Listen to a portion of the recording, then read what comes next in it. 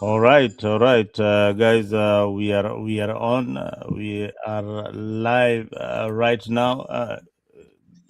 Good evening, Kenya. Good evening, Africa, and welcome back again to Afrique 24. I am Zalendo, and tonight I am joined by two gentlemen who have been away for some time, but their political view is very, very important, and that is Mburu and Jerry.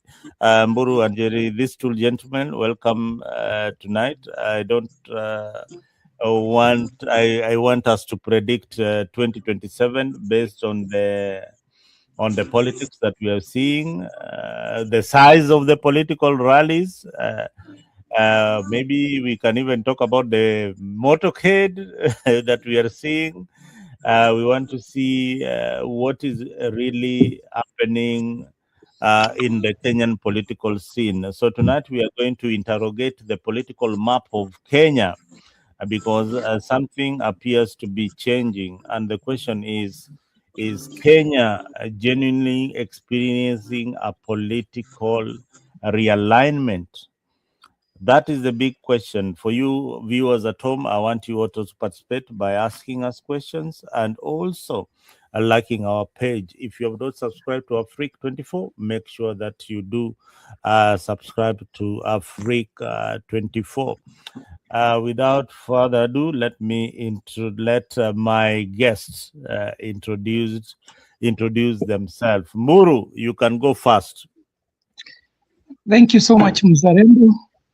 Our viewers, as you have heard, my name is Jeff Burrow.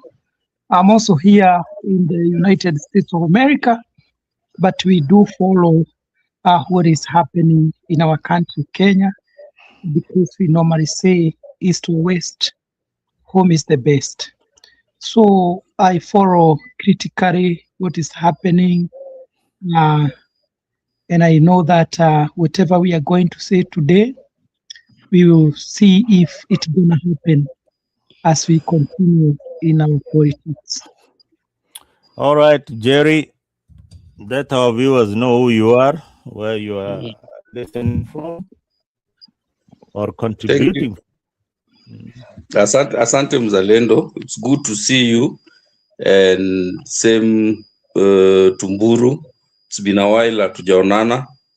My name is Jeremiah Okelo. Mimi niko tu hii Kanairo. Tunapambana na hii ekonomi ya Kasongo. So we are experiencing the political shifts and political alignment and realignment and adjustments firsthand. We are experiencing them from the inside. See from the outside. Not to say that your experiences are less than our experiences, but as zingine we get the information or whatever is happening before you do. We are about to get into that season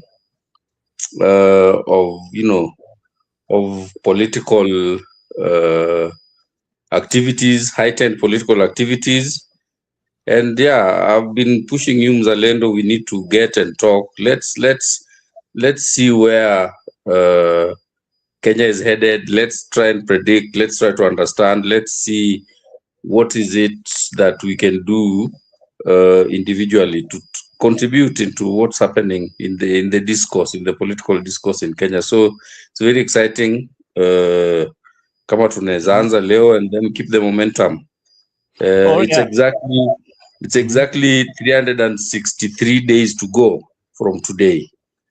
And yes, 363 days. Today is the 11th. So the vote is on the 10th. So we are right on time. Let's see what we can do and what we can understand. I look forward to it. To our viewers, enjoy the show and hope that listening to us and seeing us will add some value and will be time well spent on your part. Thank you, Jerry, for those opening remarks. My first round of question would go to the Nairobi politics, the battle for Nairobi, and this one goes to Mburu. Mburu, Nairobi has got young voters, Gen Zs, professionals, people in the informal sectors, uh, uh, and many other communities that bring everybody together in Nairobi.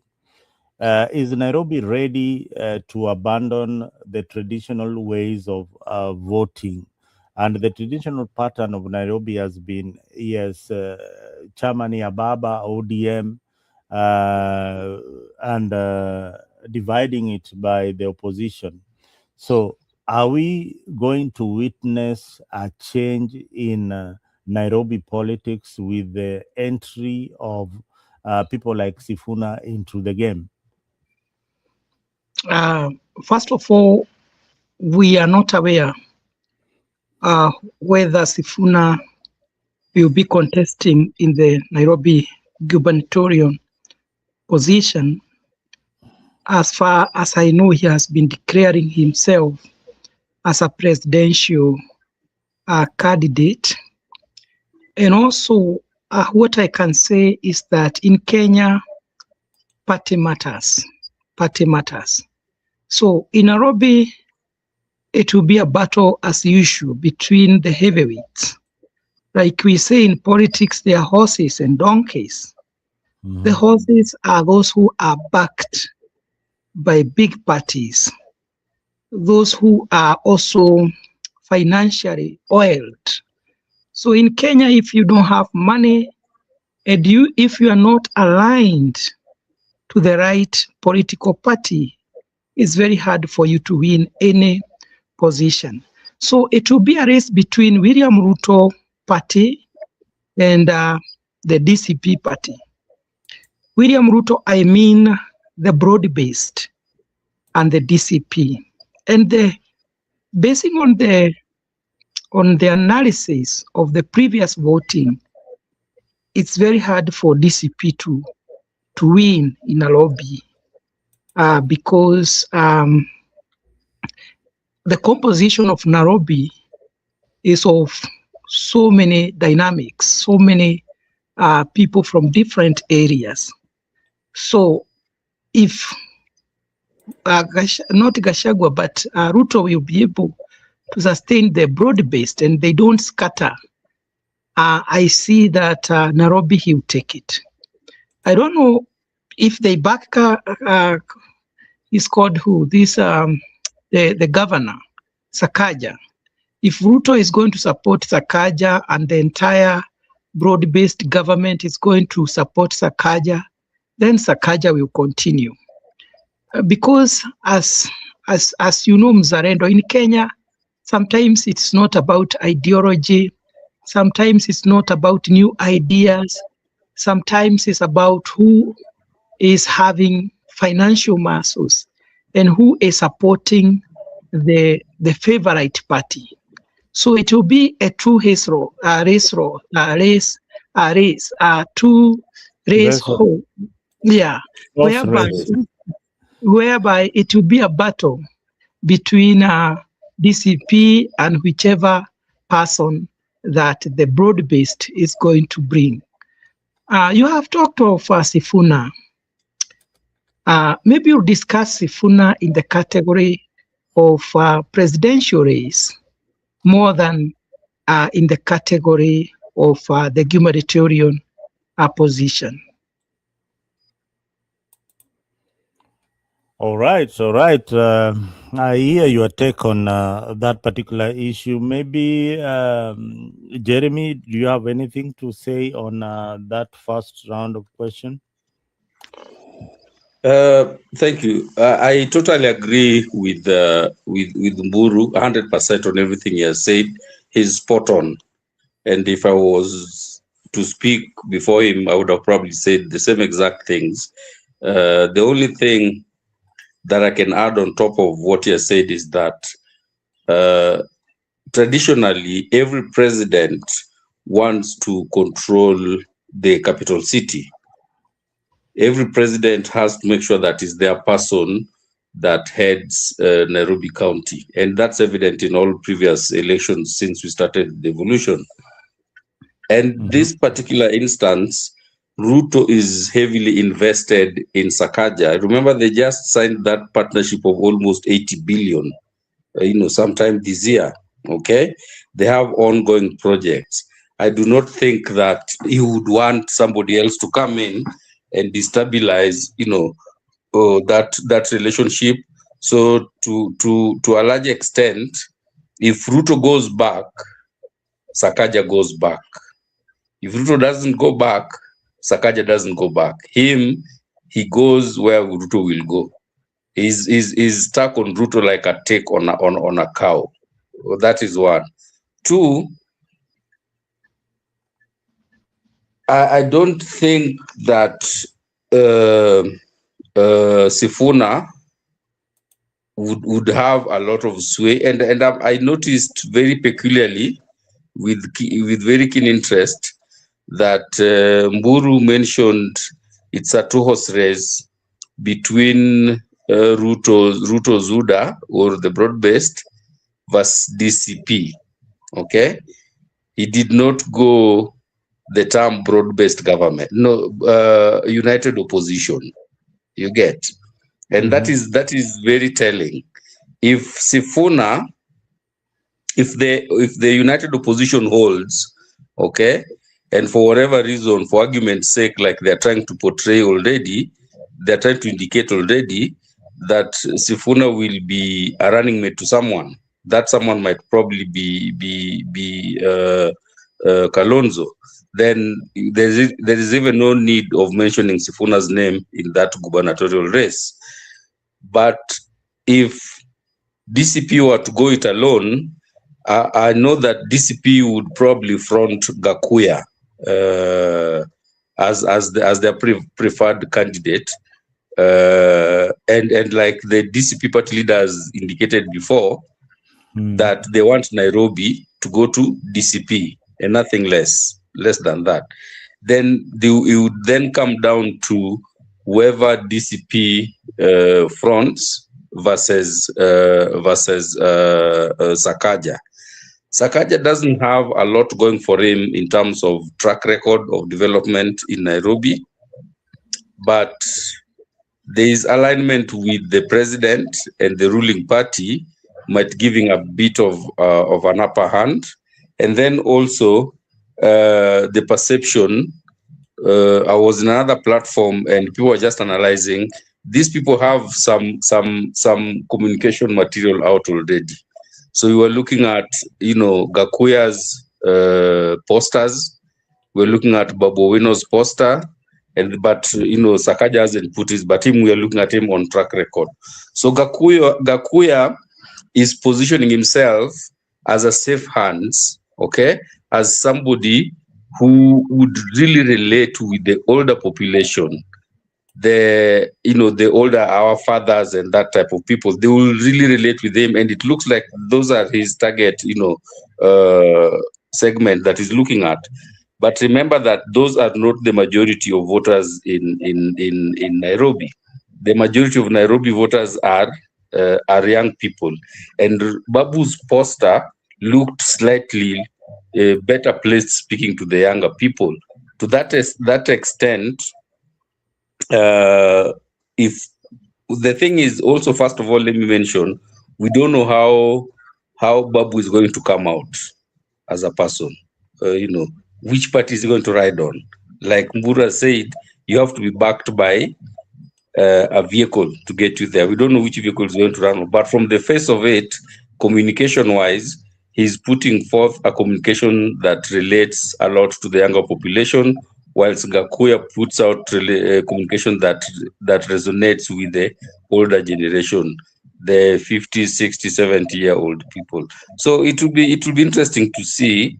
But in my final analysis, I think that, like I said, if Ruto goes back, Sakaja goes back.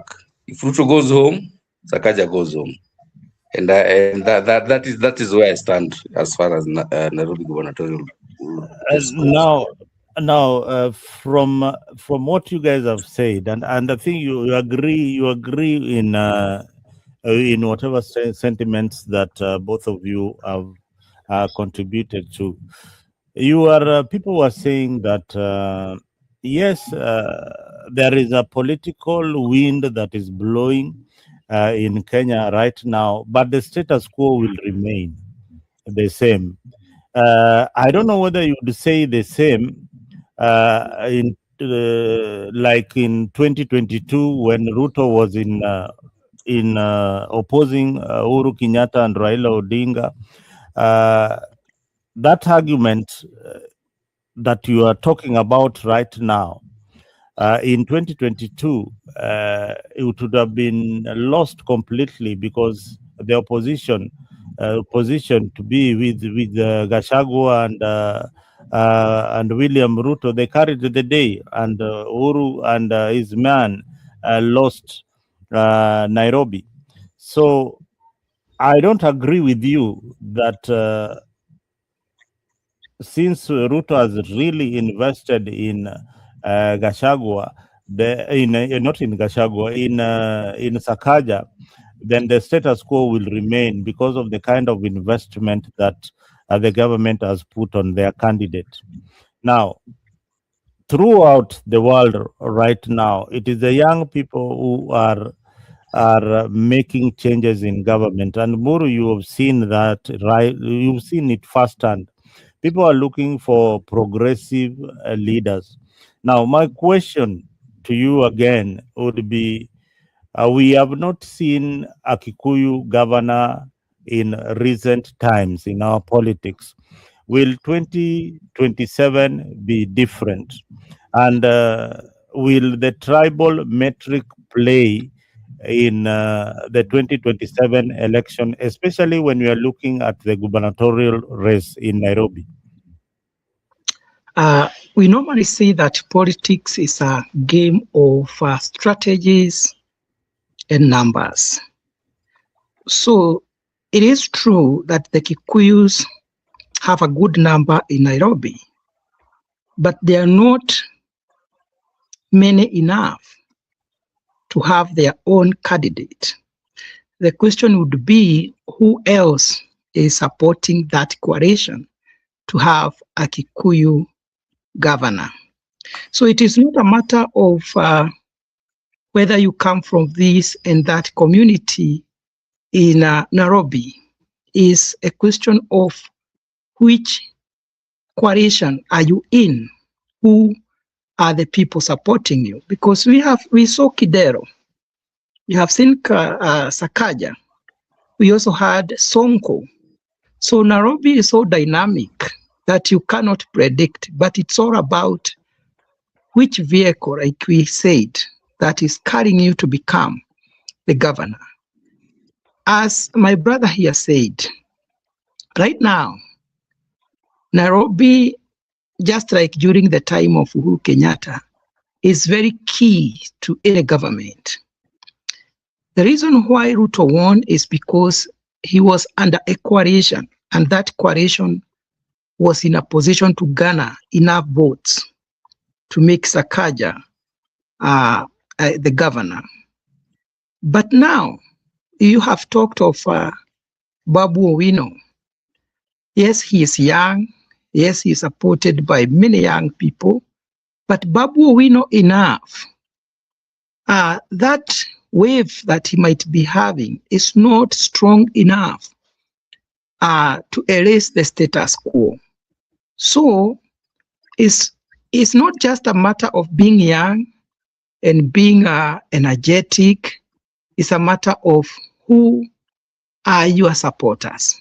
Are they many enough to be able to compete with the government machinery? And not just the government. Nobody can go alone in Nairobi and win. Basing on the fact that the government or any strong political party will know that Nairobi is very key because it controls a very huge margin of our economy. Actually, it is the first. So, as we said right now, it's very hard for anybody, especially if the broad-based government is going to hold. It will be very hard for anybody to remove Sakaja if all the rules, I'm assuming most of them are supporting the government. The Ruyas, Sakaja is one of them. And as we say, in Kenya, our politics is largely tribal. So if all these communities are going to support Sakaja, then Sakaja will remain. Regardless of whether Gakuya is a good person or not, I see when you look at what we call the tyranny of numbers, he has no chance of becoming the governor of Nairobi. But also remember, there is a chance if he is supported by all these heavyweights who are in what we are calling the united opposition. But the problem is, are they really united? There is a lot of uncertainty. We are not even sure whether they are united or scattered. As per now, we see someone like Gachagua is continuing to strengthen his own political party. And a small party cannot force a big party to subject to it. So it will be very hard for these people to unite. The so-called united opposition, some of them will jump into government before 2027. And you prove me right as we continue with politics. So we are yet to be in that position where we can say for sure we know what will happen. Before 2027, a lot will change. And but anybody who is very serious must have a serious political party behind them, supporting him or her to become the governor of Nairobi. Sakaja has been quiet, but I also think their strategy is going on. Even if the government is not going to support Sakaja, the way I know William Ruto is very strategic. William Ruto will not release Nairobi.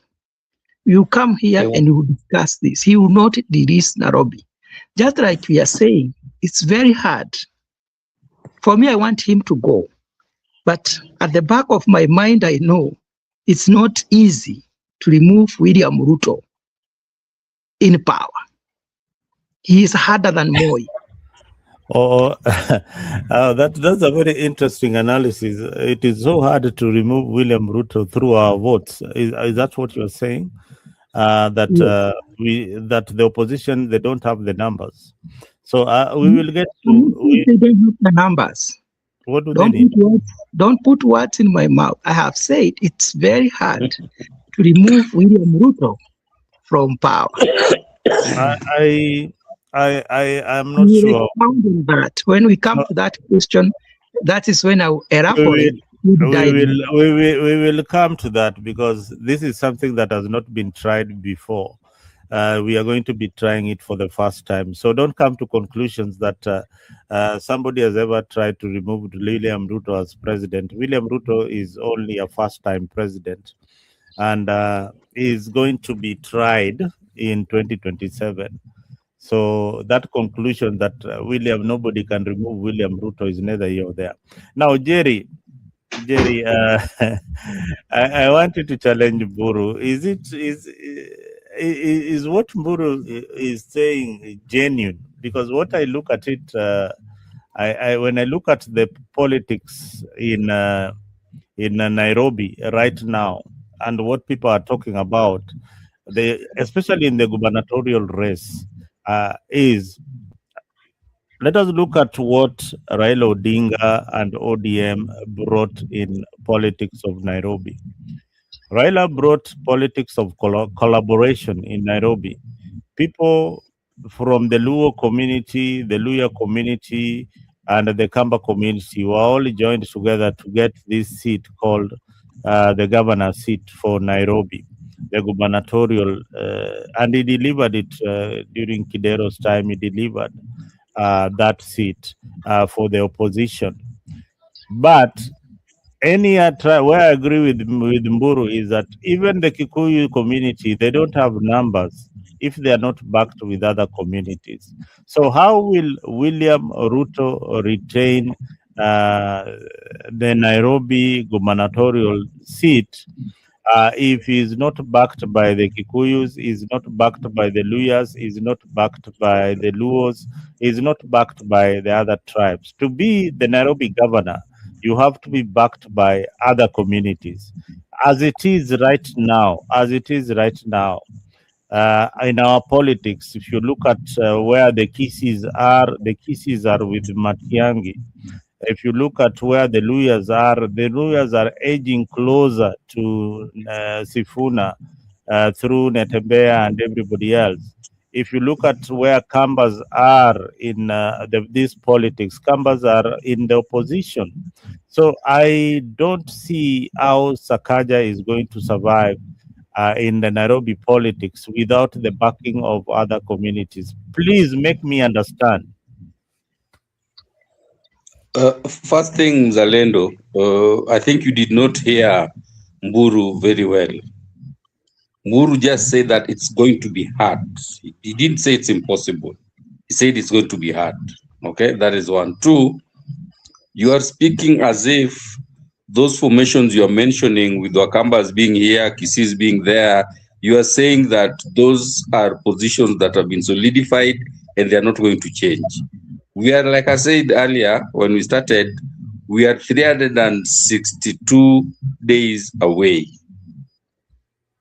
People have not started campaigning. So all those formations, and again, Mburu already said it, these things are going to change. We cannot know where the things will go until sometime in the future. But as at now, we can only analyze them from a predictive position.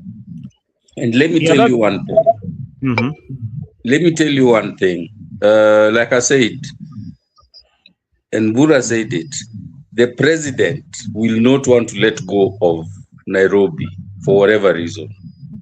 He would rather lose anything else but not Nairobi. If he's going back into office, he has to go with Nairobi. And that's why I say, if he goes back, Sakaja, he will make sure that Sakaja goes back. He's already invested in Sakaja's, administration through this time. He would not want to deal with somebody else. If he goes home, Sakaja will go home with him. And I think even Sakaja knows that himself.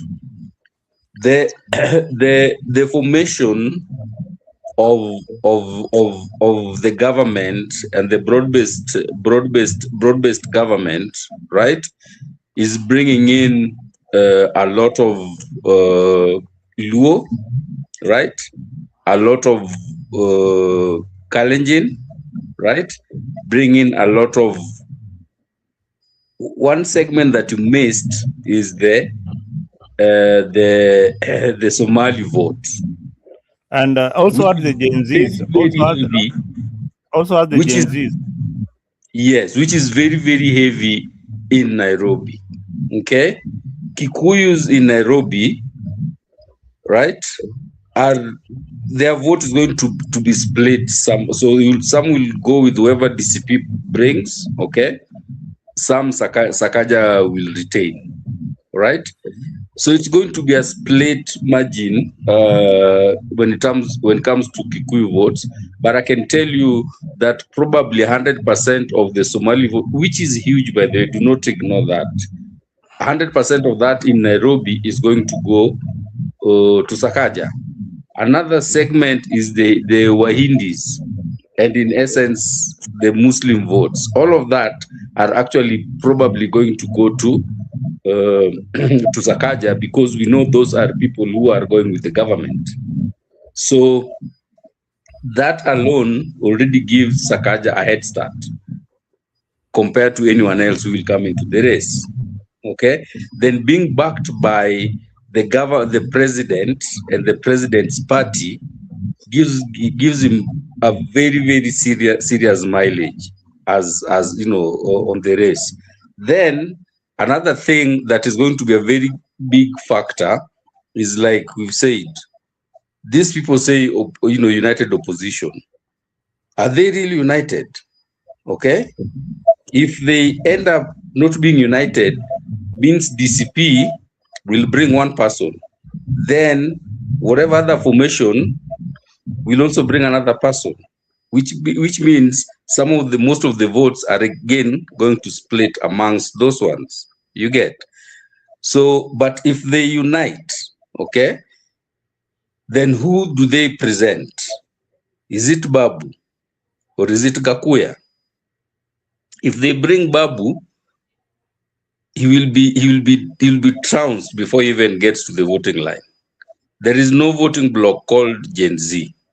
Okay, they are on social media. They don't come out to vote. If United Opposition brings Gakuya, he will garner a lot of Kikuyu votes in Nairobi. But like I said, the other tribes, most of them are probably going to go the direction of the government in Nairobi.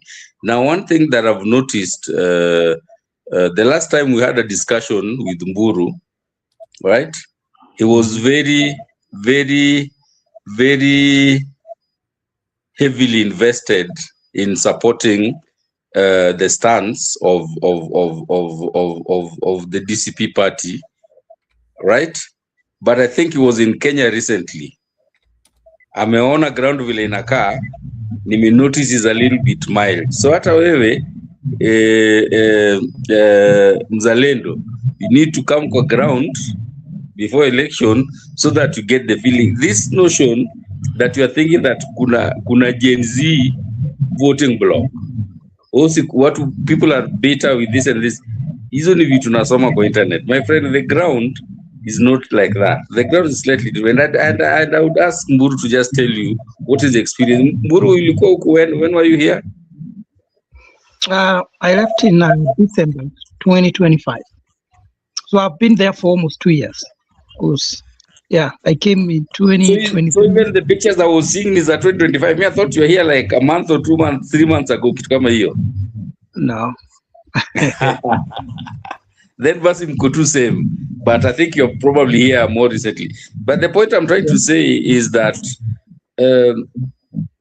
one thing that will happen, siasa itapigwa. Every formation will have their people, but at the end of the day, I think that it's going to be very difficult to replace Ruto, okay? And it's going to be even more difficult to replace him with somebody who is riding on the back of a younger person, working with the hopes that the Gen Zs are going to come to vote for him. Because those Gen Zs at the end of the day, siasa ikishashika moto vizuri, they'll go back to their tribal cocoons. Trust me. Trust me. I don't buy, Jerry. I don't buy that argument. That is on social media. I don't buy that argument. You will see. Let me tell you one thing. Underestimate social media power at your own risk. The failure of most politicians is to underestimate the power of the social space. And that is why the government is fighting very hard to regulate the social media space, because this is where the votes are. This is where the votes are. This is where information can reach in record time. And whoever you see on social media, and those you don't see on social media, they always communicate. Now, when you go back to the gubernatorial race in Nairobi, all the data and all the opinion polls that have been conducted places Babu ahead of every other candidate. Every other, whether it is a gimmick, whether it is a gimmick or not, or whether it is propelling him up there, but all the polls. If you do a poll where you are right now in Eastlands, if you meet 5-10 people, do it personally. If you don't trust InfoTrack, do it personally, do it in the market and ask, hey, if elections were held today, who do you think you will favor to vote for as governor? Majority of the people will tell you they favor Babu Owino as the governor for Nairobi. One, because of his track record. That is number one. So all the polls that have been conducted, apart from what you are telling me, favors Babu Owino. Now, the new tribe called the Gen Zs, you Can I don't. can I can I can I can I give you a fact that current polls they're not ignoring, they just don't have where to place it. That is going to be very critical in whether it's Babu or Gakuya or whoever else. And also Mzalendo, The vehicle. and also Mzalendo, you are forgetting the fact that some of these polls are sponsored polls. Yes. I have told you, conduct your own poll. Don't rely on InfoTract. I want you to talk to 10 registered voters that you know. 10 registered voters that you know. Now Sample what they tell you, Mzalendo, and then you tell me. One, we have said politics has not yet started. Those ones, people like Babu Owino, they have just jumped before the drum has been beaten. Politics will start soon. We are yet to see whom the broad-based is going to support. Might be Sakaja, might be someone else. We are yet to see if these are the united opposition. We are yet to see whether they are going to stick together. If they stay together, that formation of the united opposition, they have a high chance of getting the Nairobi gubernatorial position. But if they don't stick together, I can tell you for sure, it is gone. It is gone. And I don't see, basing even on how their reactions, you saw Munya, you see there is this formation of Uhuru Kenyatta, there is that formation of Gachagua, there is that formation of Kalonzo. I don't know the methodology they are going to use. Which kind of glue are they going to use so that they can stick together? If they stick together, they even have a high chance of doing away with the Ruto. But if they don't stay together, I can tell you for sure, all right. Ruto will get another term. I want us to wind up. I want us to close Nairobi and move to Central because you have jumped. Just one last point. One last point on that of what Mburu is saying. So Mzalendo, understand, like Mburu said, siasa ijaanza. Now, if these guys, the opposition, if they do not unite, we know that DCP will front Gakuya. We don't know the other formations who they will bring. If Gakuya comes, he will be floored by Sakaja very early in the morning. If they stay united, okay, and you can take this to the bank because the DCP leader has said it before. If they get to be united, right, Nairobi has to go to DCP. No negotiations around that, which means that even if they stay united, DCP will front Gakuya or someone else. Where does that leave Babu? All right. If he stays there, where does that leave Babu? Now that is your analysis. That is what you think. That is what you think. No. Gachagua said if they are united with anyone. Gachagua said that he's going to run for presidency. He said that, but he reiterated the other day.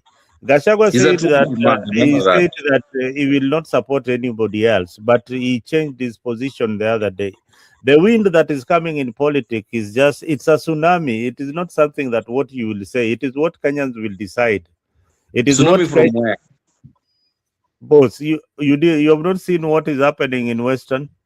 Do you think that there is the government in Western? Do you think that can ODM have a candidate in Western? For example, just be honest. They will. If elections were held today, Can an ODM candidate win anyway in any city in They Western? will. Right now, as it is, Right they might now, not have. I am telling you, we are talking at the we are not talking of the future. We are talking at the present, talking present tense. Let's not be hypothetical. Let's not be hypothetical. Hypothetical situations. I can say now, Mzalendo. Assume now you are on Jupiter now, Yes. right? Or on Mars, right? You see, that's a hypothesis. We are saying something that might not happen, cannot happen, may not happen, will not happen, or whatever the case may be. You don't judge politics that way. You look at the practicality of the situation. So if we say people start putting themselves together, right? Okay. And there are talk of maybe having Oparanya to dilute the Sifuna wave in Western, coming as a running mate with Ruto. That is one way, one side of it.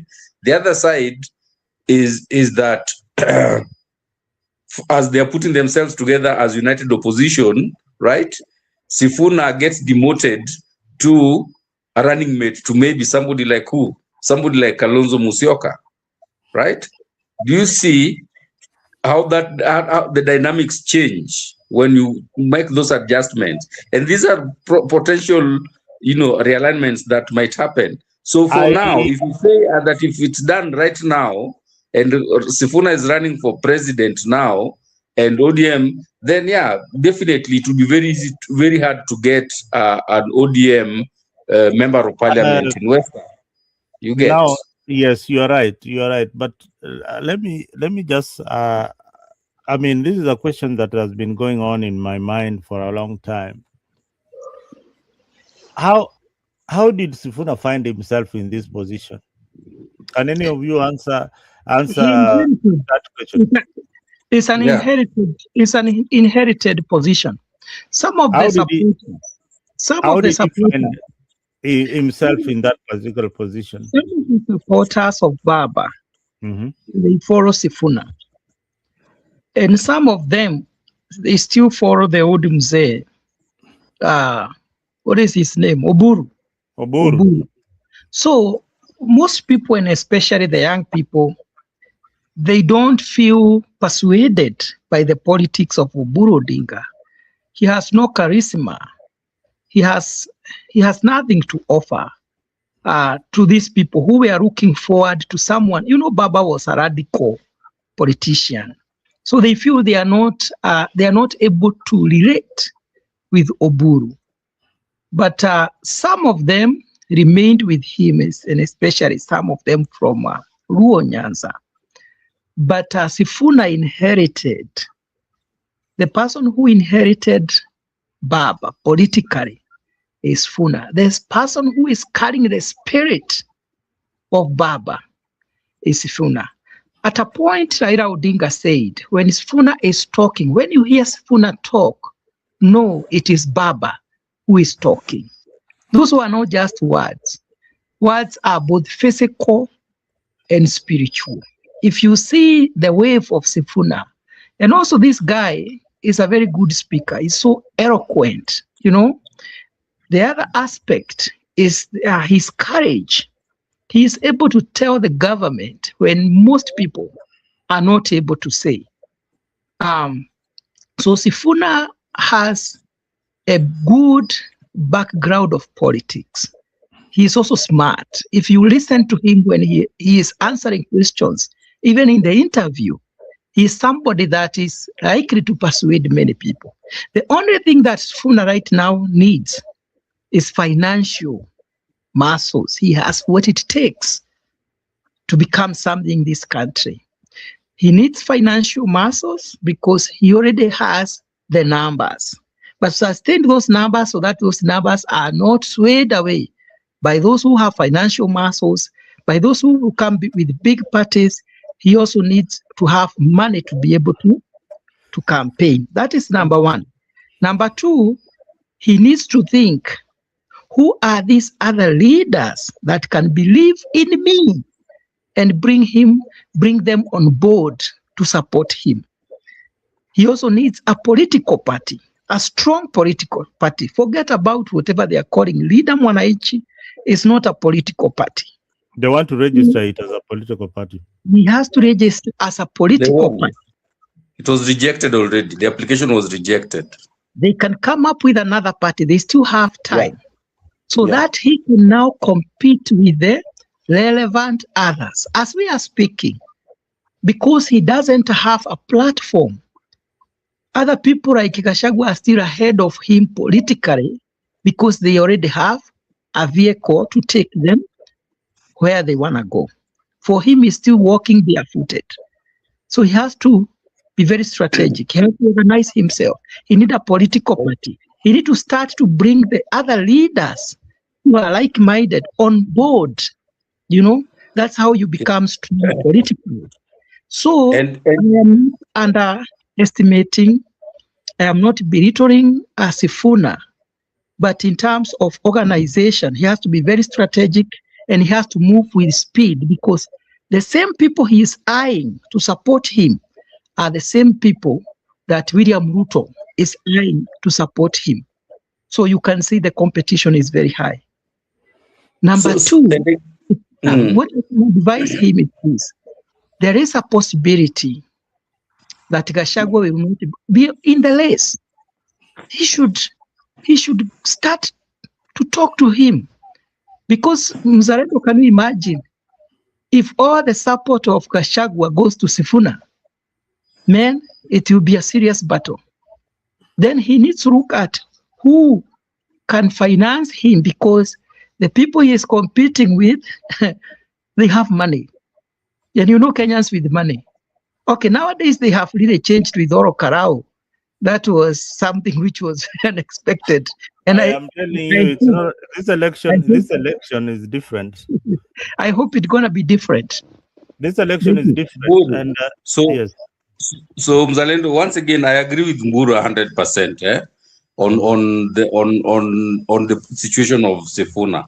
The only word I would change in your submission, Mburu, is don't say Sifuna has a good political background.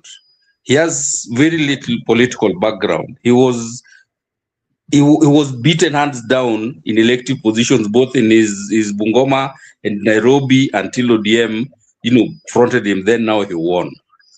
What I would say is he has a good political foundation, not a background. I would say a foundation. Yeah. How long did it take? And Mzalendo, you know this as well as I do, because you are in a circle of Baba's, teams when he was starting. How long did it take Baba to get to where he is at the time of his death? Almost 30 years. Okay, 14. So yeah. So Sifuna has a foundation. He might not, I don't think he's going to get there this time because of what you mentioned, Mburu, the finances. People will not follow you just because you have the clout, but they're the ones giving you money. Then that's how you become a poor leader, because when you get there, you will owe these people, they'll manipulate you.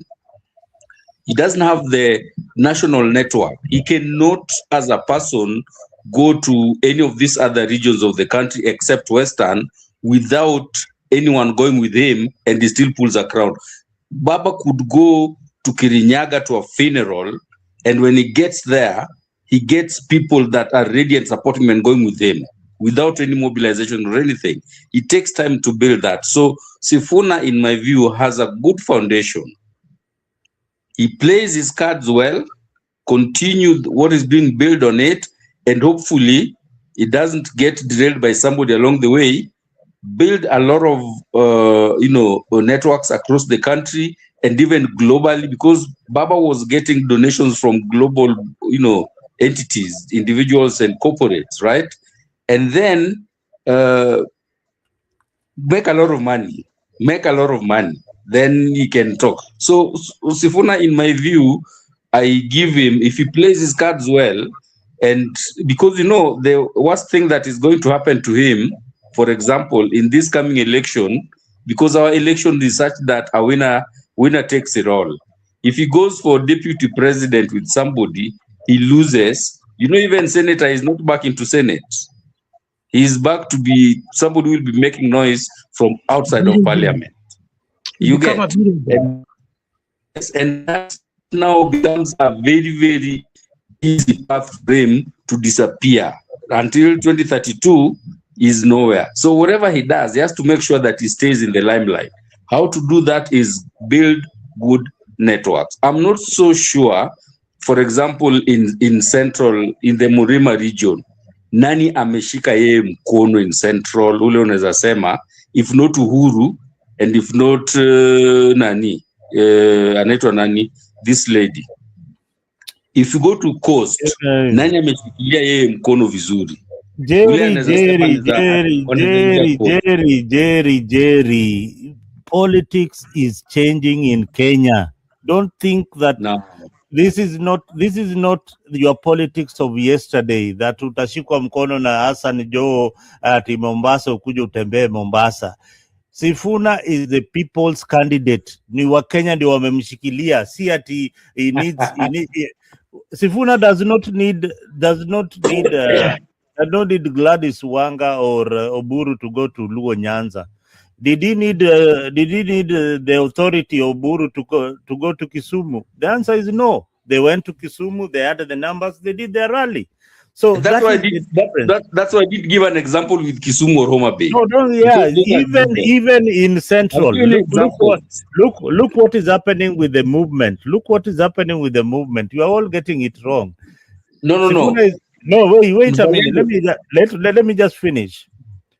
In Central, the person who is holding the key right now to central politics, like maybe 3/4 of that key is Gachagua. That is a fact. Yes. Now, if Sifuna has been in Central, he has been in Kiambu without Gachagua. Because that's why, like I said, he has Uhuru there. No. Sifuna they are behind him. They know. No, listen. Sifuna, and that's going to be a conflict between Uhuru and Gachagua. Who is the gatekeeper of the mountain right now is Gachagua. Let me just say something, then you can continue, Nani Mzalendo. When I say mtu wa kumshika mkono, I do not mean ati mtu wa kumpatia permission aende. Yes, that's what I'm. Somebody will then be able to help mobilize for you the people in that region and open that door for you. Because every region in this country, every tribe in this country has their kingpin, their leader, whatever the name you want to give them. And yes. I don't know how to say it, but if you are saying no. Every tribe has got its own kingpin. Let me say this, Mzalendo. I see the faith and the hope that you have that politics of Kenya may change. You have said it. You are saying it has changed. It is yet to change. Your faith is greater than even that of Sifuna. What do you mean? We are also hopeful that at a point our politics will change. Remember just the other day, Mzalendo, you were telling us how Kenyans are going to support this Kibasu, Morara. What did I tell you? What did I tell you about Kibasu later on? And you had a lot of hope. No. I say this. Listen to my words. Morara Kibasu entry into politics was a fresh breath. People wanted to hear new ideas, but immediately I joined that group. I started asking him questions, very, very small little questions like, hey, how was the rally today? Have you spoken to your community about this? Then you get to hear his answers and how he was positioning himself. Then I realized that we are very, very far apart from the idea, ideology of what we want. Now, this is the difference between Morara and Sifuna. Mzalendo, this is what I want to say. This is the difference. Listen, yes. Sifuna did not introduce himself as a presidential candidate to the people. It is the people who are propelling Sifuna to be the presidential candidate. And you know what Sifuna told them? This is what Sifuna said, honestly, in the back rooms, things that you don't get to hear. I don't have the money. Where will I get the money to vote? To persuade all these Kenyans? Sina hiyo pesa. You know what they told him? We will provide that money. You go for it. So in Sifuna's rallies, you see an ambulance there that is donated by the people, not Uhuru Kenyatta. When you see rallies organized by Sifuna, that is our money, not Uhuru's money. You see, Sifuna, as it is right now, is a donkey which is on the horse race. You know. What do you mean a donkey in the horse? What do you mean a donkey in the horse race? This is what I mean. You are looking at Sifuna as a donkey. Yes, as compared to the relevant others. Right now. So all these other candidates, they have been in the race before, like it's not going to be in the race before. You're missing the moment. Mzalendo, I need to teach you politics.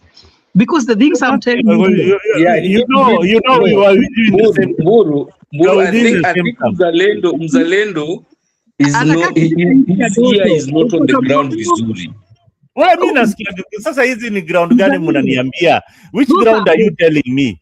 Now, since Sifuna started moving, how many delegations have you seen in State House? How many delegations umeona wameitwa State House?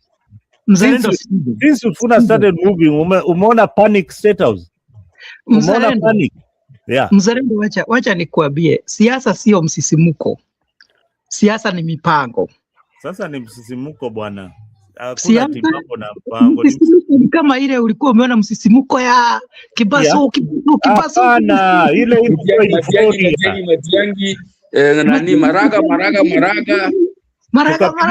Haya, tukapiga Maraga, tukapiga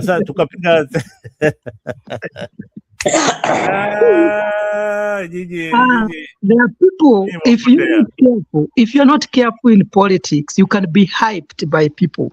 And you think ulisikia hivyo mnafikiria ndio Olkalao walifikiria. And you think ulifikiria uliona Olkalao ilifanyika nini? Ule jamaa ati uwezi compete na serikali. My friend. Mzalendo, utanyamaza kidogo sasa. Sasa sikiza. Sifuna na kama vile nimekuambia, anapendeka. Anapendeza wengi, lakini bado hajakifikia ama hajafikisha kiwango cha kushindana na William Ruto. Unaona? Ili afikie hicho kiwango, kuna kazi ya kufanya ya kimpango na kutafuta jinsi ya kufanya kazi na viongozi wengine.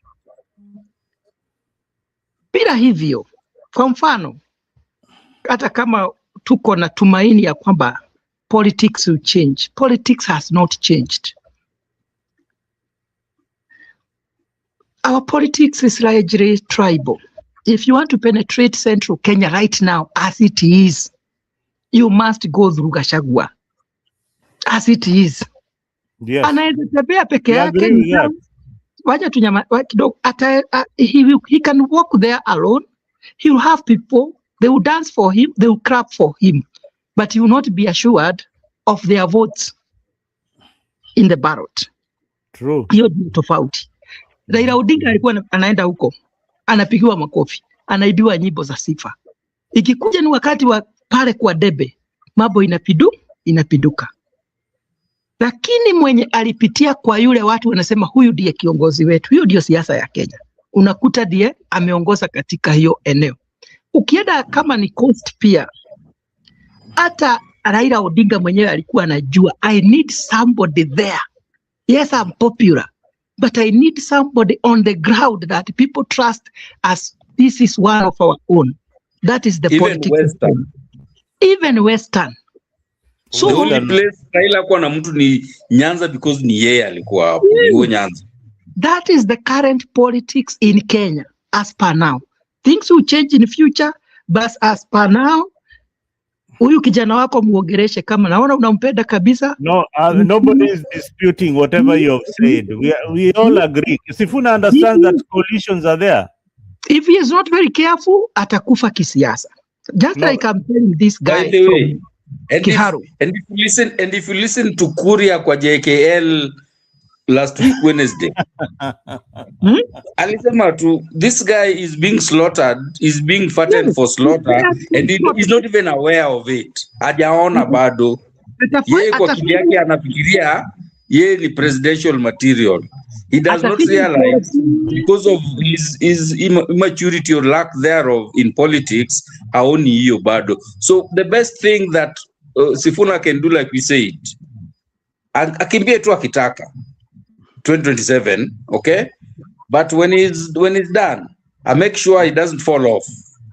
Atafute pesa, a build network zake mzuri, arudi tena 2032. If he does not do that, 2032 ataenda kuvai hata MP huko kwao na hatapata tena because they've rejected him twice.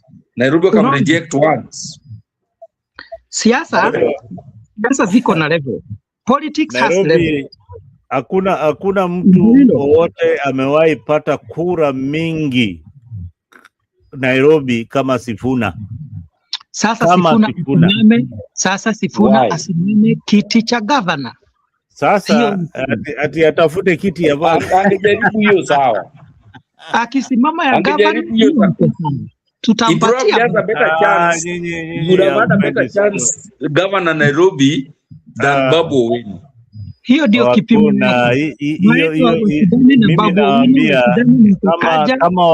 kama Wakenya wangependa Sifuna kuwe governor wangemweka pale, lakini wanataka kuwe rais wa Jamhuri ya Kenya. Hiyo ni yenyu. Mzalendo, tutakuwa hapa after 2027 tutakuwa hapa. Tutakuwa tu hapa. Umesema vizuri sana. Nimewauliza, umesema vizuri sana. Wakikuyu watapigia DCP kura. DCP hayuko kwa serikali. Haya, hiyo inamaanisha Central iko locked. Western Kenya sasa iko chini ya Sifuna na anatembea. Hiyo ndio ukweli wa maneno. Kama usemi tawe Western, story yako imeisha. So I don't know whether that will change tomorrow. Maybe it will change. You see, actually, I wanted to say this. These people, even in the debate, we should stop calling them united opposition because they are not united. We should be referring them as opposition. No. You need to understand the whole idea. You have to consolidate your tribal base, just like Matiang'i has done with Kisii and Kuria. And then now you come to the bargaining table. You guys are contradicting yourself. You are the same people saying that Sifuna needs to have a political party so that he can talk to DCP and everybody else. That is what he's doing at the moment. Tell him to that is what he's doing it on what platform? Because Linda Mwananchi is not a party. Linda Mwananchi is not a political party. It is a movement. Just like Linda Ground, it is a movement. Just like Linda Ground, the body that has been revived is called as. Do you think that Linda Mwananchi can get into a structured partnership or collaboration with DCP as it is? It is not a political party, but that is the reason why there are so many political parties that Sifuna can buy and run with it. That's what we are saying. What Sifuna has been talking about is that they want to register Linda Mwananchi Party. That is what they want. That was rejected. And I'm telling you that was rejected. So they're looking for an alternative. They're looking for an alternative. So what we are saying, that is not the end of the road for Sifuna.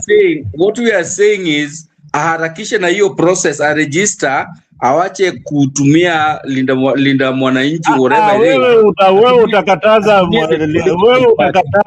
utakataza Sifuna kutumia Linda Mwananchi kama nani? No, Simkatazi, but the thing is, it's not a legal entity. It cannot enter No, into an it is a movement. It is like a slogan. It's a movement that is bringing every Kenyan together. It's not a political party. We are not bargaining. Mzalendo,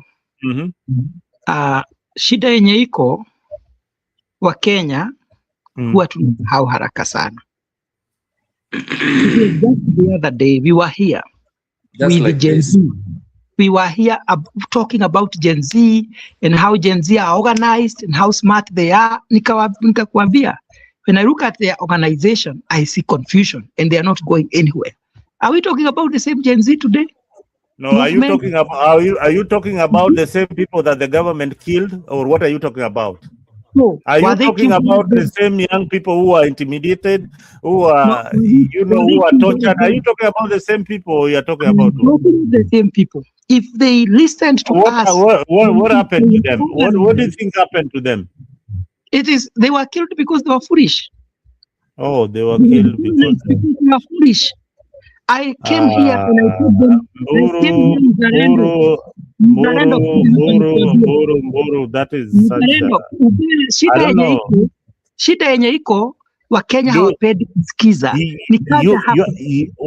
Yani Mburu, you are in a first world country and you say that these young people were killed because they were stupid. Listen to me here. Exercising their rights, exercising their democratic rights. That's what you are doing activism. I'm not doing activism. No, let me ask you. You just told me that these people were killed because they were stupid.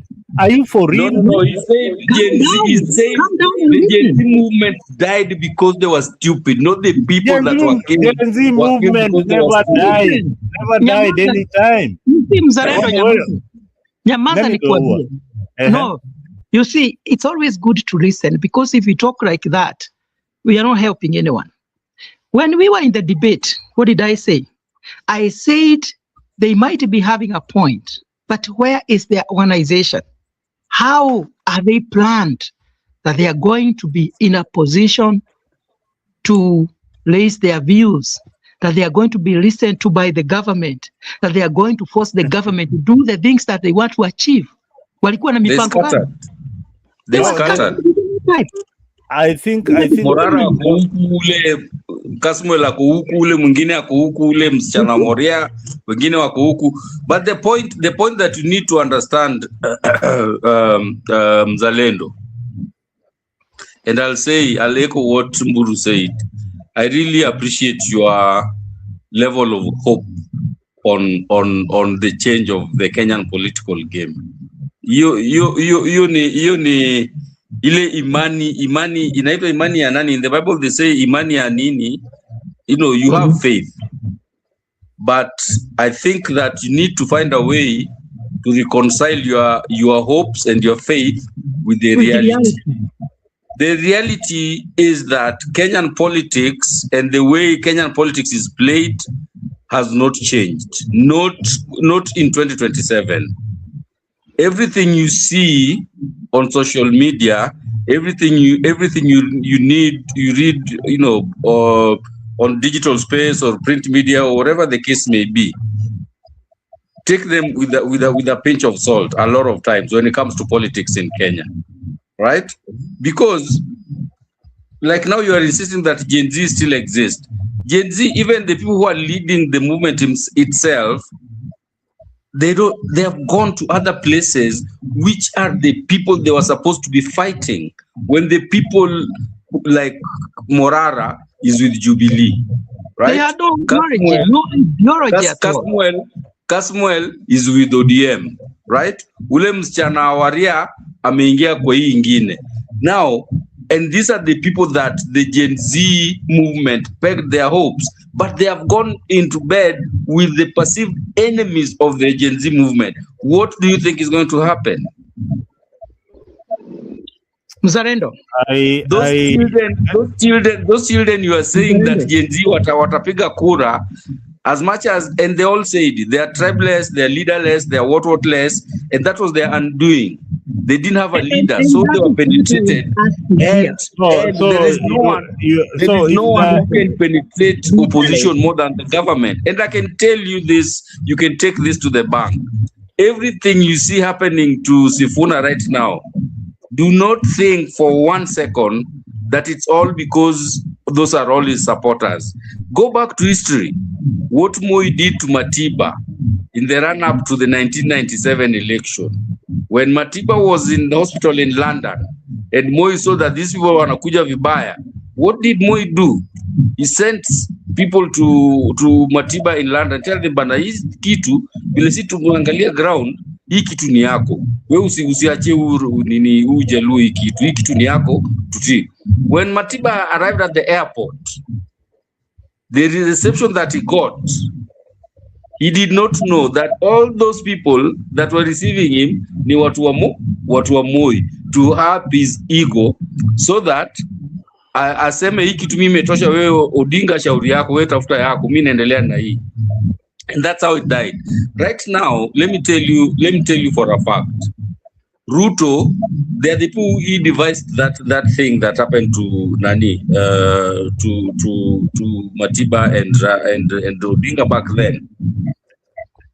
Dividing the opposition is by all means is top of the agenda for who? For Ruto, and is helping to inflate Sifuna's ego to a point. Sifuna himself and his handlers are like presidency or bust. If I'm not on the ballot, mimi sitaki kuongea na mtu. At the same time, Gachagua pia ni lazima tukue na presidential candidate or bust. Pia yeye ni hivyo. Nani pia huko anaitwa nani, Kalonzo, pia yeye mimi mpaka kwa debe. Jubilee huku pia mpaka kwa debe. What's going to happen? How do you see those people uniting? Once they are divided, and then once they are divided, Gen Z that you are really banking on, what happens to them? Where do you think they go? I think both of you are agents of the status quo, or agents of the state. No. And I am very, very sorry. I didn't know that you are all agents of the state. No. I am listening to you guys. I'm feeling like, is this the Mburu I knew? Is this Jerry? I mean, you guys, you are in a different. You are in a different country. For me, I deal with reality, Mzarendo. I wish you have been reality. What reality? If you are telling me that Sifuna doesn't have the temperament to be a leader, that Sifuna cannot have a coalition. Sifuna cannot talk to Rigiji. He cannot unite the opposition. What are you talking about? Don't bring your I'm not trying to be emotional. I'm just trying to imagine what you've just been saying. That you don't understand. You don't see that Sifuna has been consistent. No. This is what you are saying in short. You are saying we did not say, but what we are saying, presidential material.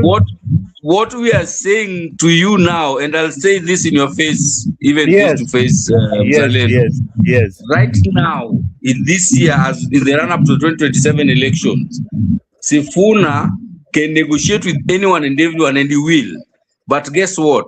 He will negotiate with those people at those people's terms, not on his terms. So what we are saying, he needs to build himself so that he negotiates with. Raila used to negotiate with people, but on Raila's terms, not on that person's term. In these upcoming elections, Sifuna can negotiate with anyone, but he's going to negotiate with whoever it is on those people's terms. If he wants to get to State House, his pathway to State House goes through Central. If he goes to Central, the gatekeeper of Central is DCP and Wamunyoro. If he goes to negotiate with Wamunyoro and DCP, he's going to discuss with them on their terms, not on his terms, because they are the bigger ones. and Sifuna doesn't even have a party yet.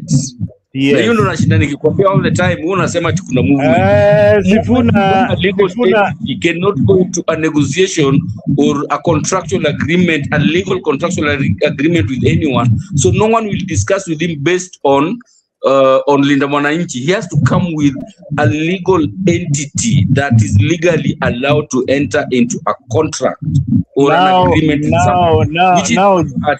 Now, Jerry, with all that information that you have given me of the legality and the legal issue, do you think that Sifuna does not understand the legal implication of all this? Being a lawyer, he does.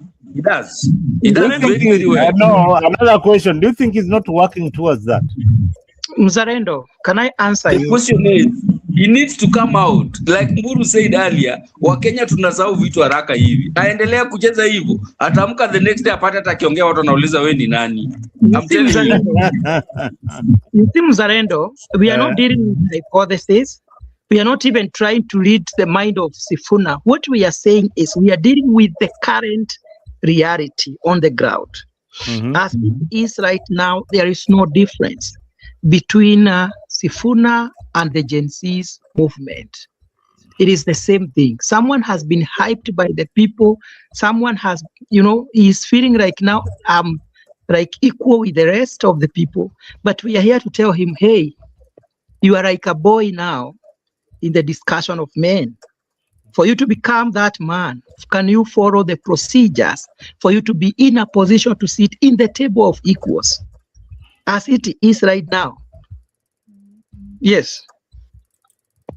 On what you just said, and I najua umeshasikia this statement hata wewe Mzalendo. A man with his father's car does not have the authority to sit in a council of men who owns bicycles. Mburu endelea. Just to stress your point. So Mzalendo, I want to take you back because I am not a political analyst, but I'm a psychologist. Do you know what we are trained to do? People say we read people's mind, but we don't. We interpret behaviors. If you have been listening to me from the time we started entering in Mutembei up to date, everything I have ever said in this platform, it comes to pass. I came here when most people in the platform were supporting Baba. Sometimes I was the only black sheep. And sometimes people would abuse me.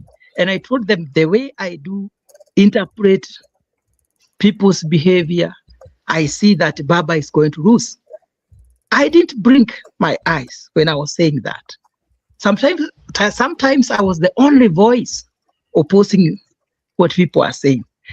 I came here, Mzalendo, just the other day during the Gen Z. I said, I don't see the Gen Z going anywhere because they are disorganized. It came to pass. We came here with Morara Kibaso. I said, the way I look at this boy, he has no principles. He doesn't know what he is doing. Right now, we don't even talk about him. I came here before Gachagua was impeached. I said here, William Ruto is about to make a grave mistake. And he did it. I told people, don't underestimate this guy they are calling idiots and all that. He is going to become a very serious threat to the leadership of William Ruto. People said, you don't know what you are saying. Gachagua has no support. I said, it's okay. Let's wait. Now, today, you can see we are talking of Gachagua and they are talking of Gachagua almost on daily basis. Today, I'm telling you that they said we're going to forget him within 2 weeks. Right now, unless this young man, Sifuna, sits down and strategizes seriously, sometimes even call experts, strategize on 3 things. Number 1, political party. That is the vehicle. Number 2, the national support base. Like networks. We say, networks.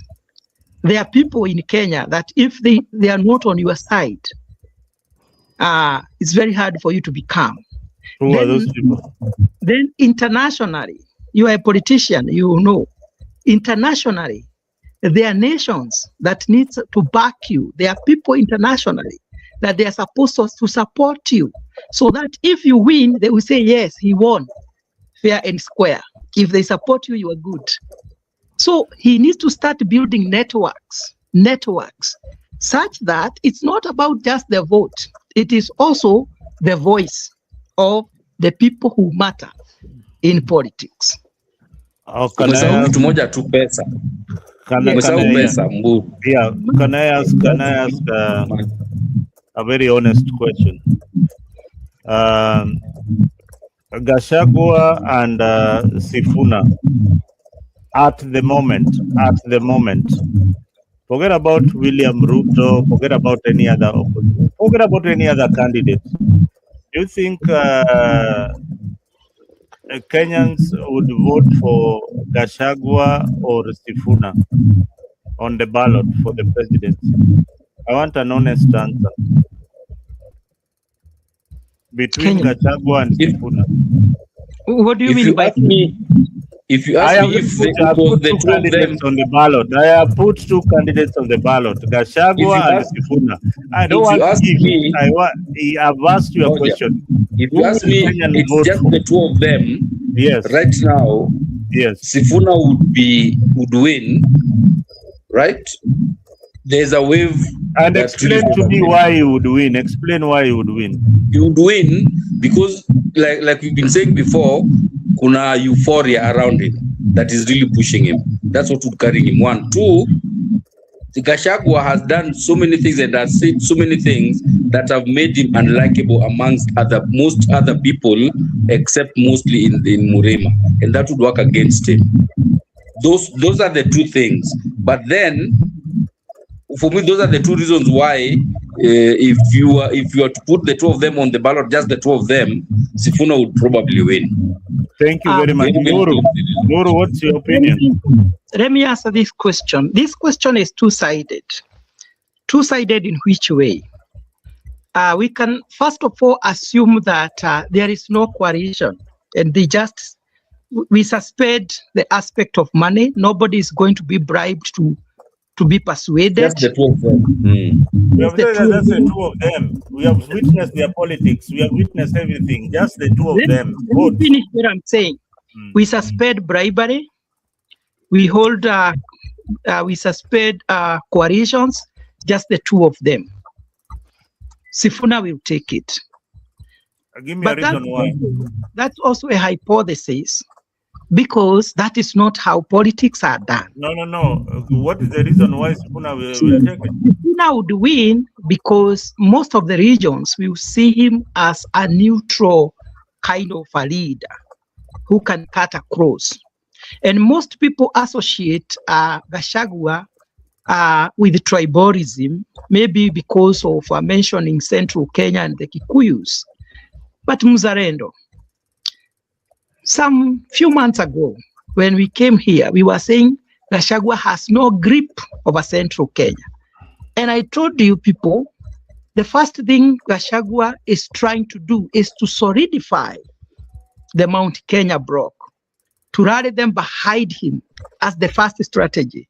When he'll be 100% sure that these people are backing me, he will now embark on a journey to go to other places. You see? You saw the performance of Gachagua in what was the place in Karejin? Kipsigis. No, forget about Narok. Kipsigis. It was in Nandi, eh? Nandi. He had over 10,000. He had over 10,000 votes. His candidate. You saw his performance in Narok. Those were not Kikuyu supporting Gachagua. So right now he has, and that's why I said politics is about strategies. He had to show the people that I am the person who is the spokesperson of Mount Kenya. You people are being oppressed. I am your savior. The government is doing this and this against you. People termed him as tribal, but it is psychology. It is psychology. He wanted to show people, yes, you are not liked, you are hated, you are oppressed, I'm your savior, and people bought it. Now, because he is sure 80 or 90% of Central Kenya is behind him, as we said, politics is a tyranny. It's all about numbers. He is very sure behind me, I have people. Can I now go to Mombasa and tell them, by the way, they have been calling me tribal. When I supported Ruto, was he called Kamau? You know, let me tell you, Muzarendo, Gachagua is the only serious political figure who has ever supported someone outside Mount Kenya, and that person became something. He is the only person who has supported someone outside Kikuyu, and that person became the president. Or other times, Uhuru tried with Baba and he failed last time. All other times, Kikuyus have been supporting one. Uhuru never campaigned for Baba. Uhuru was a fraud. He never went to office. He was it. Remember, Jeremiah Kioni was the presidential. He was a deputy president to running mate to Mudavadi. Not even his wife voted for. But when the not even himself. Not even himself. Forget his wife. Him. Forget about him.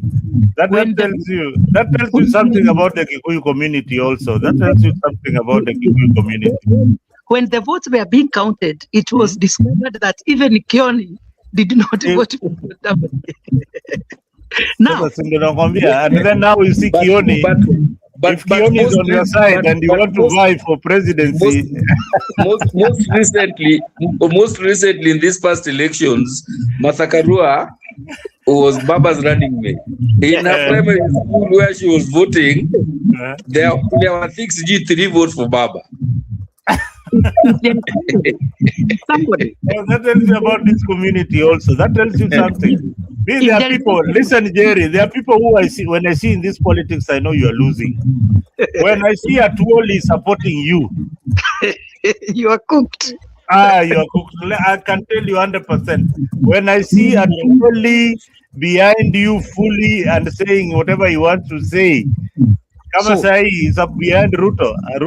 I'm sure you should be worried. Ruto is worried. On the basis, on a very serious note, Muzarendo, instead of criticizing Gachagua and calling him tribal and all those names, we should at least remember that he's the only Kikuyu who genuinely supported an outsider, and that outsider became the president. Buru, what I can say, and I think I've also said it before here, or maybe on other platforms, that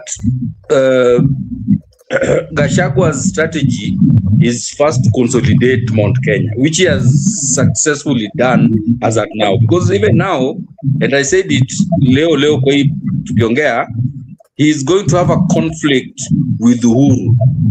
Because Uhuru and Azimio Huko and Sifuna, there is no way Sifuna is entering the mountain without Gachagua say so. So hapo inaenda kuleta watakongana kichwa na Uhuru vibaya sana. But I know he's going to be in after 2027 elections is going to be a stronger force in central than Uhuru. That I can take to the bank. But now, if that is strategy, that has worked. That component of it has worked. If he goes to the next phase, which is what you are trying to intimate, chukue block yake, then he sheds the tribal tag as a position as a Kenyan, as a nationalist. Then he has a chance of maybe 2037 to go for the presidency, and it can even get there. Nani Gachagua kuwe president 2037. Yes. So yeah, if he can be a kingmaker in 2027. Now listen. Yes, that's what I'm saying. There is something you said about Uhuru and Gachagua. There is not going to be any conflict. Kikuyus knows how to solve their problems. We love Uhuru Kenyatta as our former president. But in politics, he has zero influence right now in central Kenya. He has already lost it. He cannot tell people, here I have come with my man Matiang'i, please support him. Remember, I told you to support Raila Odinga, you failed. People are not going to listen to him. Uhuru has changed his tactics. If you have been listening to him lately, what he's saying when he goes to Central He's only warning. He's only warning the Kikuyu community. He told him, "Don't No, do the same thing that I told you. I warned you the other time. Didn't I?" unless he has forgotten, No, he's gonna be going to be humiliated again. no. He's He only feels warning people from Central. Jubilee, which is largely which is Uhuru's party, they fielded a candidate in that place called or Karao. They Mm-hmm. tried. Alipata 53 votes. How was their performance? Alipata 53 votes. 53 votes. Jerry, So kumbe vijana mnafuatilia hii kitu sana. Alipata 53 votes na bado So mtu anakuambia Jubilee iko. don't count Jubilee. Jubilee is a dead party in Central Kenya. UDA is a dead party in Central Kenya. The only party that is breathing in Central Kenya, especially the western part of the West Central Kenya, is DCP. These other parties are dead unless there is another party miraculously that will come up. But Gachagua has Okay, guys, we have to wind up. We have to wind up this show. It has been very. I wanted us to cover Central Rift Valley and all that, but we have reached a point where we are in this. We have finished with Nairobi. I think we will dig deeper into Central and look at the politics that is happening in Central province. Maybe your closing remarks, Mburu. Mburu, your closing remarks. I don't have much to say, but I can say it's unfortunate that Kenya is so much polarized and people are divided along tribal lines. What I should tell Kenyans, just like I've been saying before, politics is not about enmity. Politics is a game. Don't take it so serious. Don't hate your brother. Don't fight with your brother. These leaders, they cause people to fight, but they eat together. They make phone calls. They celebrate together, they mourn together. So we as the electorates, we should be wise enough to know that these people are after their interest, not our interest, and we should work together as a nation and we get the best leaders, and everybody should be free to choose a leader of his or her choice. Thank you so much. God bless you.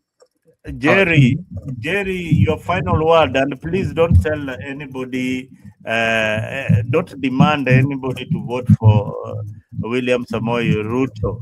Ask them. I know you can go ahead and tell them, hey, you must vote for this and this and this candidate. Now, Jerry, what should a Kenyan demand from anybody who is asking for their vote in 2027? Any of those leaders, as you close.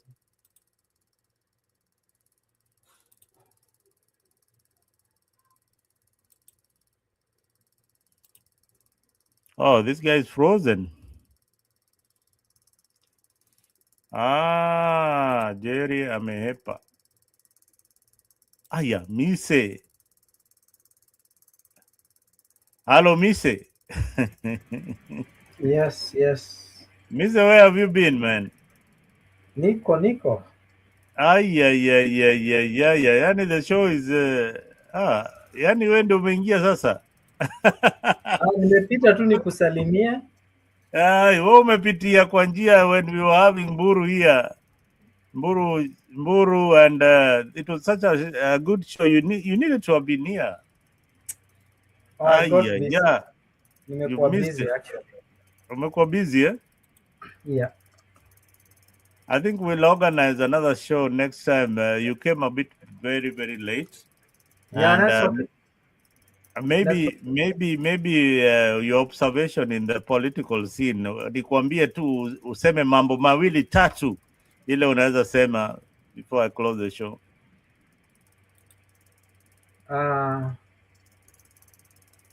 I think I don't know what to say, but I think I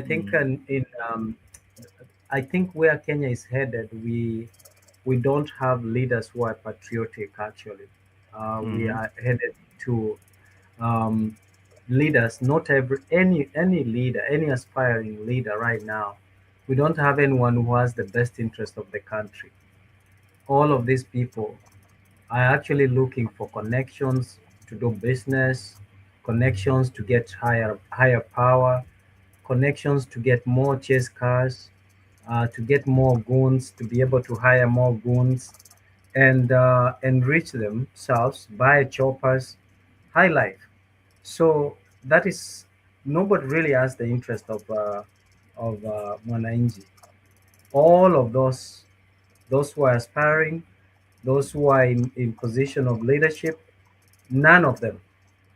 If there is anyone trying, you can only see them their actions through what they have done at the grassroots. Where they in terms of what they have delivered according to their mandate. So I think, Nick, we are headed in a very bad direction where countries have zero interest for their country. If you look at people like George Saito, the late George Saitoti, the late Honorable Michuki, Mm-hmm. uh, people like Samuel Bogisho, these are people, the late Kibaki, even though they stole, they actually had the nation at their heart. They did not steal everything. How watu wenye tuko nao, given a chance, they will steal everything. Everything. They don't care. Honestly, they don't care. Anybody, including anybody that you can imagine, I don't have to mention names. Tell me why someone, since you were born, he was in the government, bado anataka kuwa government, and they have served at the highest. Let's take, for example, Kalonzo Musyoka. Okay, at the age of 25 years, he was still in government. Now he's 70 something years or 60 something years. What difference is he going to do? Or is what difference is he going to make if it's not enriching themselves and being relevant, and protecting what they have stolen from the public? you know so I think we, like you said earlier, we need a complete overhaul of generational leaders who are going to have a different perspective about the nation. But now think about people whom we have seen potential in them. They are quickly bought by the well versed of wealth and all that. Look at someone like a Samuel. You Oh know, yeah. Mm-hmm. we were very excited. He was With charismatic. Samuel talked about him, and then what happened? He Yeah, was weeks away very fast from us. yeah. So I think as a country, I mean, find some time we can discuss this and analyze. I think you and me in the previous year, we were. Um, I don't think I might have a different view in terms of the president. You and me, the previous election, we were supporting the current president. I remember people who are now in bed, who are very happy supporting him, were on the very far end. I know all of us, we used to be humiliated, myself and yourself, but We used to but be by the kicked time out from people this who are now platform. supporting him. They still remember that. They see whenever I join some of these platforms, they still have that feeling that, hey, this guy will not agree with what we are saying. But most of the time, we don't like disagree for no reason. We argue our points, and we tell you, okay, this is the reason why we feel that your candidate is not going to make it. Because the moment we are in politics right now is the moment for progressive leaders around the world. Everywhere you are, it is the moment for people like Sifuna. Uh, they have to be consistent. They have to be in touch with what the people want. And people are tired of government. You see what you said? Government. This guy has been in government for how many years? What is he going to do in government that he was not able to do? People are tired of government running their life. People are tired of these old faces in government. And we have also witnessed the kind of money that comes with when you are in government. We have also witnessed how they are stealing the money. We can use the numbers. We have social media nowadays. It's not like Yes. yesterday We have the Senate that audits the county government, and we are seeing the much money they are stealing. When you go to your your constituencies, like people like Zaire Handa, lining up women and giving them, hey, 500, miata alufu, miata bili, miata. I mean, this is even worse than slavery. Where is the lifestyle audit? You know, Where is the lifestyle audit? Where is the National Cohesion and Integration Commission? yes. Where is So it? because how when you say there was a time when all these members of parliament were asked to declare their worth, their source of wealth, you know, what they have, like giving people 500, and you're aligning people like Oscar Sudi, you're giving, tracks of. So at the end of the day, you ask yourself, what keeps or what makes them relevant? Is it the money that they keep getting and giving people? But Yeah, on the other hand, I'm baffled, actually, I'm baffled that in the past, the leaders of the past had a lot of substance. You remember, I've just forgotten, there was a president who was hosted, and I think it was the president of Ghana, if I'm not, is either Ghana or the one who welcomed the other president and called him a co-president. That mm-hmm. despite the fact that he knew that the president was posted, there was a coup that happened. Was it Liberia? I think could be Liberia. Mm-hmm. But it's one of those countries, and but the president had very good values, but the West did not like them, and they organized, and then he was ousted, Overthrown. overthrown, but still it was recognized in another country as a co-president. Now, why am I saying that? Those people had substance. Some leaders in the past had a vision and goodwill of their country. Even now, as much as I look at, William Ruto, as much as he is not, he's very popular to the negative, uh, but is it him who is a problem, or is it also our leaders who are a problem? Because how can one person, you know, because Kenya, we have separation of powers. We have the executive, we have the judiciary, we have the legislature. How can one person manipulate all the three arms of government without having any resistance from anyone? You know, then it means also, while we are blaming the head of the government, the people around him as well should receive their fair The share. kind of leaders that we elect, that is the problem. Yeah. The kind of leaders who are supposed to oversight the executive cannot do their job. We have a Senate that is compromised. We have a parliament that is also compromised. We don't have an opposition anymore in the country. They are all singing the same song. They are in what we call this broad-based nonsense. Yeah. So we don't have anybody to oversight William Ruto. Maybe, Nick, it's about time we take The oversight over. role. Yeah, we take That the is it. oversight role. Let's finish it there. I'll call you when I'm done. I'll call you back. Then we start this conversation once Yeah. again. Hey, thank Yeah, you very much. yeah, but as you go, but I'm saying is the people.